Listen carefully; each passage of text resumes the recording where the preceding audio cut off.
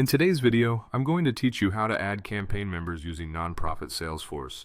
This process is crucial for managing your donor relationships and ensuring your campaigns run smoothly. We'll walk through it step by step to make sure you have all the guidance you need. To begin, you'll need to log into your Salesforce account. Once you're logged in, look for the app launcher. It's typically represented by a grid icon in the top left corner of your screen. This serves as the gateway to all of your Salesforce applications, so go ahead and click on that to see a list of available apps. Next, navigate to the Campaigns tab. This is where all your marketing campaigns are housed. From here, select the specific campaign to which you want to add members. By accessing your chosen campaign, you can manage the details and dynamics of your marketing efforts effectively. Within your selected campaign, locate the Campaign Members section. You'll notice a drop-down arrow in this section, which opens up several options. Click that arrow and select Manage Campaign Members. This action takes you to where you can specify what you'd like to do with these members. Once you're in the Manage Campaign Members section, you'll need to specify the data you're working with. Choose campaign members as the data type you're importing. This selection ensures that the system understands you are adding or modifying members associated specifically with this campaign.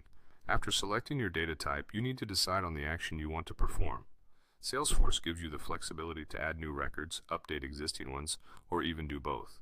Take a moment to choose the action that aligns with your current needs. Now, it's time to import your data file. This is typically done using a CSV upload. Prepare your CSV file with all the relevant member data, then upload it by clicking the option to import the file. After uploading, go ahead and click Next. You'll then see the field mapping screen. This step is crucial as it lets you ensure that your data fields align correctly with Salesforce's fields. Take your time to edit and confirm the mappings, and when you're ready, click Next again.